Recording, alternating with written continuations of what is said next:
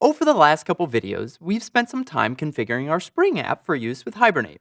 All of this is pretty standard for Spring and Hibernate and really had nothing specific to our GIFlib application. That said, it's time to get to work on the code that will be unique to GIFlib. We ended the last video adding our dependencies for Spring, Hibernate, and H2, our database provider. Now we'll need to include some configuration that Spring will detect upon booting our application. For this, we'll follow the same pattern you've seen with app config and template config. That is, we'll create another configuration class that is specific to configuring our data source. Let's call it data config. So I'm going to right click on config and choose new Java class, and I'll call it data config. So that Spring picks it up at boot time, we'll annotate this class with configuration. Next, we'll create a Spring bean that's configured on boot and available throughout our app. This will be the Spring equivalent of what the Hibernate SessionFactory was in our Hibernate Basics course. So that Spring is able to manage Hibernate sessions in the Spring container or application context, instead of directly configuring a SessionFactory, we'll create a local SessionFactory bean object. Let's create that method now. We'll annotate it with the bean annotation. We'll call it public local SessionFactory bean. Now make sure that you choose the one that comes from the Hibernate 5 package. You see I chose the Hibernate 4. Well, I couldn't actually see the package names in my auto suggest, so I'll just change that to Hibernate 5. I know that package exists, and I'll call this method SessionFactory. You can call it whatever you like. For now, I will just have this return null. Let's start by loading a class path resource from hibernate.cfg.xml. We'll store this into a Spring resource object, so we'll start by creating that object. Resource, there it is right there from the Spring framework. I'll call it config. New class path resource, since this file, this hibernate.cfg.xml file is on the class path. Hibernate.cfg.xml. Next, we'll create a local SessionFactory bean object. So let's do that here. Local SessionFactory bean. I'll call it SessionFactory. You can call it SessionFactory bean if you like. I'll just use the default constructor. And next, I will set the config location to that class path resource we just created. And for that, I'll use the SessionFactory.setConfigLocation method. And I'll pass it that resource object I created right here. And so that I don't forget to update my return value, it's this SessionFactory variable which holds that local SessionFactory bean object. It's the SessionFactory that I will want to return. So let's replace null with that. In our next step, we'll actually use Spring to scan for JPA annotated entities instead of adding an XML mapping element that specifies each annotated entity separately like we did in Hibernate Basics. This is a handy feature that Spring offers. We can use the SessionFactory's setPackagesToScan method to do this. So I'll do that before I return that. SessionFactory.setPackagesToScan. Now, we don't want to hard code this package name into our source code here. So this is a good candidate for what's called externalization. That is, let's stick the package name in our properties file and load it from this Java method. Let's open app.properties. You'll find that in the resources directory. So we'll open app.properties. Now, this properties file is a standard way to specify all sorts of configuration in Java, and then use Java code to load these values into memory. In general, you'll start with a property name right here. That'll be followed by an equal sign, and then you'll have the property value listed. Using these files allows you to externalize values that might change and prevents you from having to weave these into your source code. You see only one property in here already, which serves as an initializer value, or salt, for the hash IDs library we discussed earlier. Let's add another property here where we can stick the name of the package that contains our JPA annotated entities for Hibernate to load. Let me add a comment referencing what we're about to do here. So this is going to be the property that holds the package where our entities, which are just our models, are located. And I'll call this property giflib.entity.package. Now the package where our entity classes are located are com.teamtreehouse.giflib.model, and there are our category and GIF entities there. So we want to use com.teamtreehouse.giflib.model as our entity package name. com.teamtreehouse. You see I get my nice auto suggest here from my IDE .model. Now, after saving those changes, we'll flip back to the data config class. Now, whereas it's not too difficult to write Java code to create a properties object and read the properties file with an input stream, Spring provides some handy functionality for us. We can annotate the class with property source up here. We'll say property source, and in parentheses, we can provide the name of the properties file that will contain the properties we'd like to use in this class, in our case, app.properties. Then, to gain access to these values, we can auto-wire a Spring environment object as an instance field. Here's how that looks. So we'll use that auto-wired annotation. Private environment, there's that Spring Framework environment class. I'll just abbreviate it ENV. So what will happen here is Spring will load all the properties from app.properties, store them into this environment object, and now we can use this environment object throughout this class's methods to grab specific property values that came from app.properties. Let me show you how that looks. Back to where we wanted to set the package to scan for our entity classes, what we can do is use env.getProperty, and then all we need to do is reference the exact property name that we used in app.properties. So the property name, remember, is on the left-hand side of that equal sign. So I will drop that in quotes right there.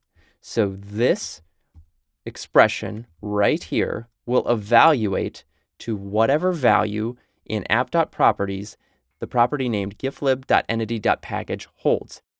In other words, that expression I have highlighted there will evaluate to this value at runtime, which is exactly what I want. So I avoid hard coding values in my source code. It's a wonderful practice to get in the habit of. The final piece we need to configure for the SessionFactory is the data source. Now we can do this by using the setDataSource method. So we'll use SessionFactory.setDataSource, and I will call a DataSource method here, which doesn't actually exist yet. So let's use the IDE to create that. I'm going to create this method. Now be careful here. If you are going to annotate this as a bean so that Spring can manage it in its container, you better set this as a public method, and your IDE by default, if this method isn't used outside of the class, will generate this as private. So be sure that this bean method is listed as a public method. Now, this method is where we'll be using that dbcp library from Apache to handle database connection pooling. In this method, we'll start by creating a basic data source object, which comes from that Apache library. I'll abbreviate that name DS, standing for data source, and I will use its default constructor to start that object. Now it's this object that we'll eventually want to return, but before we return that object, we better have set a bunch of properties related to the data source. Let me add comments here for the things that we need to set. First, we'll need to set the driver class name. Then we'll need to set the URL. If you recall from Hibernate Basics, this is going to be our full connection string. And then we need to set the username and password. Now let's go through each one of these pieces of information that we have to set related to the data source and drop in a line of code or two. So for the driver class name, this is going to be ds.setDriverClassName. You'll find that these method names in the data source object, this basic data source object, are going to be quite intuitive. Now, we are going to be using that same idea of externalization, and these values will come from that app.properties file. So we're going to end up using env.getProperty followed by some string.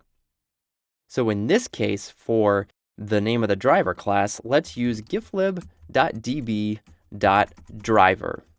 And then for the URL, again, ds.set. There's that nice intuitive method name there, .set URL. And again, env.getProperty. And then I will call this one giflib.db.url. And let's do the same thing for the username and password. ds.set username. That will be env.getProperty. We'll say giflib.db.username. And the same thing for the password. Set password. env.getProperty. giflib.db.password. Excellent. Now that we've referenced all these property values, this giflib.db.driver, .db.url, and username and password, without actually having placed them in the app.properties file, we should probably add those now. Let's switch to app.properties and do that. So at the end of the file, let me drop a comment about what we're about to do. So these will be the details for our data source. Now we'll need 4 properties here. That's going to be the driver, the URL, the username, and the password. So let's get those in here. giflib.db.driver. And this is going to be org.h2.driver. When the values are package names of libraries that are already on the class path, IntelliJ will nicely suggest those for you so you don't have to memorize them. Very handy. The next is going to be that connection string. So giflib.db.url. Now this one's going to be a little longer because it is a connection string. Just like you saw in Hibernate Basics, this is going to leverage JDBC. Remember, that stands for Java Database Connectivity. This is an H2 database. Now here we're going to be using the TCP protocol. TCP stands for Transmission Control Protocol and allows us to leverage network connectivity to a database server. So theoretically, we could connect to this database from another machine if we configured our ports to do so. This is as opposed to using H2's file-based mode. I'm doing this for purposes of demonstration and to show you that we can connect to a database with our application using TCP mode, as well as monitor the contents of the database through a web console that H2 offers. I'll show you more about that in a few minutes. So let's finish this connection string. Okay, this is going to go to localhost. That's our own machine here. That squiggly stands for the home directory on our machine. Now you're going to want to make sure that the directory you reference here is relative to your home directory. So most likely your path from here to the end is going to be different from mine, unless your directory structure on your computer looks exactly like mine. So I have a code directory, and in there I have a screencast directory. And this project is giflib.hibernate on my machine. And I'm storing it in a data directory. I'll call the database giflib. Now, because I just referenced a data directory that's within the root directory of my project, well, I better create that directory.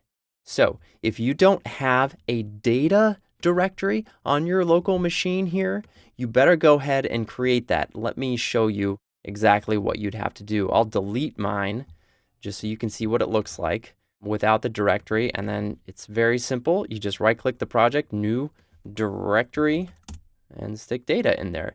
Now, you do not need to create a file named giflib.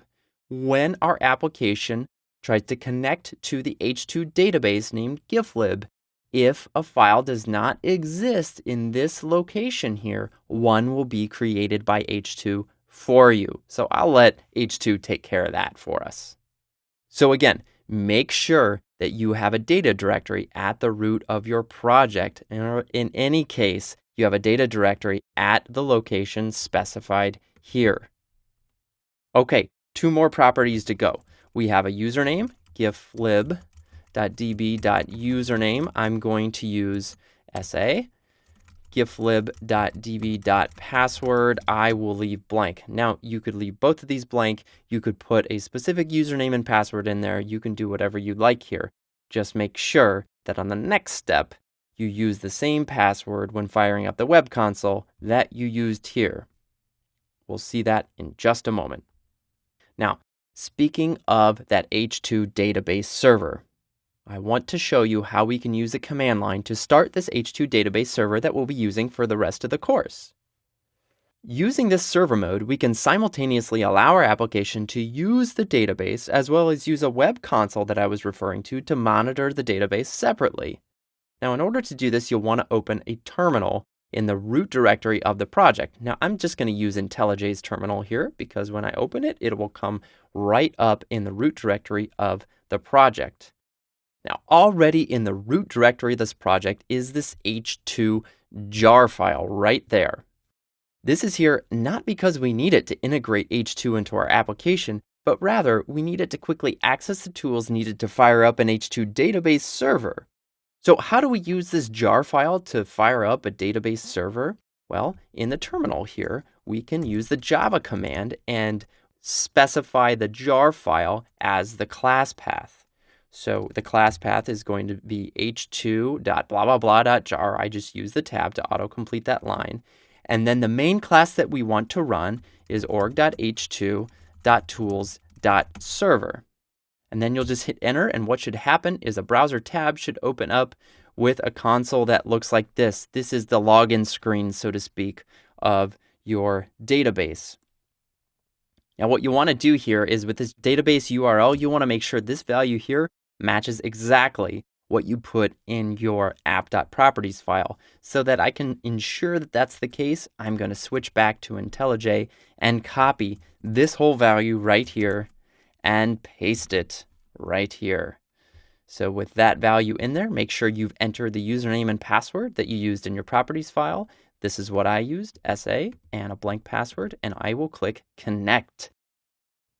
And now you have a database server running. And though this database has no tables yet, we'd see those listed here if we had tables. It has no tables yet, but that'll change soon as we run our Java application with JPA annotated entities. At that point, Hibernate's HBM to DDL tool will generate our database schema, assuming that in hibernate.cfg.xml, let me open that, assuming that in here we've used either the update, create, or create drop property for HBM to DDL.auto.